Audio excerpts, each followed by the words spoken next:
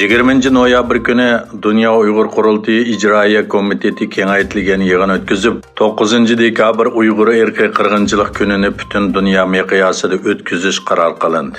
Tor orqali chaqirilgan bu yig'inga Amerika, Kanada, Yaponiya, Avstraliya, Turkiya, Qozog'iston, Qirg'iziston, Angliya, Shvetsariya, Norvegiya, Gollandiya, Germaniya qatorliq 10 dan ortiq davlatdan 70 nafar ijroiya hay'ati a'zosi va ba'zi tashkilotlarning mas'ullari qatnashdi.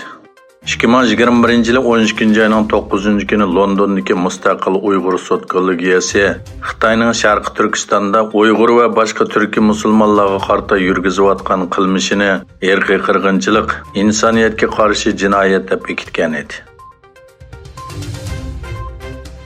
Xitoy rejimi Sharqi Turkistonning tabiiy boyligini bulang-talang qilishni kuchaytirish uchun Sharqi Turkistondagi 9 neft tabiiy gaz rayonining kon tekshirish huquqini 5 Xitoy korxonasiga setib etgan.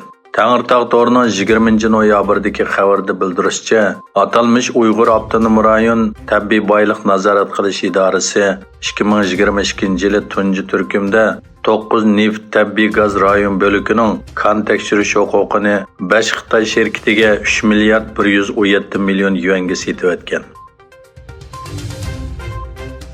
Dunyodagi eng chong o'zak ishlab chiqaruvchilardan biri bo'lgan Tayvan TSMC shirkati Arizonaga eng ilg'or o'zak ishlab chiqarish zavodi qurilganligini e'lon qildi.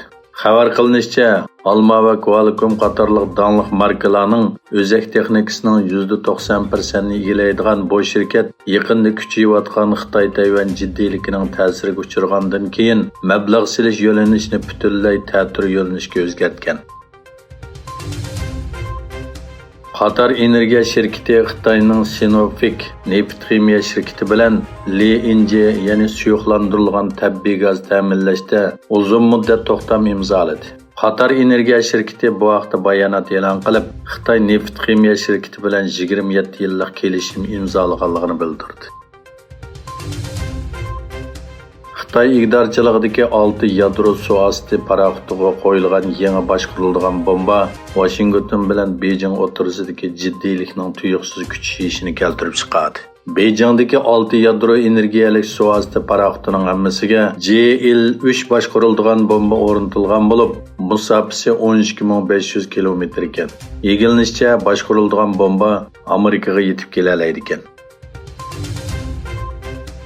Kosovo bilan Serbiya o'rtasida bir mezgildan buyon kimlik karti va avtomobil nomer taxtlari sababidan jiddiylik kuchaygandan keyin Serbiya prezidenti Aleksandr Vučić va Kosovo bosh ministri Albin Kurti Yevropa ittifoqining tashqi munosabat va bexatarlik siyosiy yuqori darajalik vakili Josip Borrell bilan ayrim va uchtaraf uchrashishda ko'rishdi. Borrell yig'in oxirida qilgan bayonotida Vučić bilan Kurti uchrashishida jiddiylikni pasaytirishning chorasi haqida birdaklik hosil bo'lmaganligini aytdi.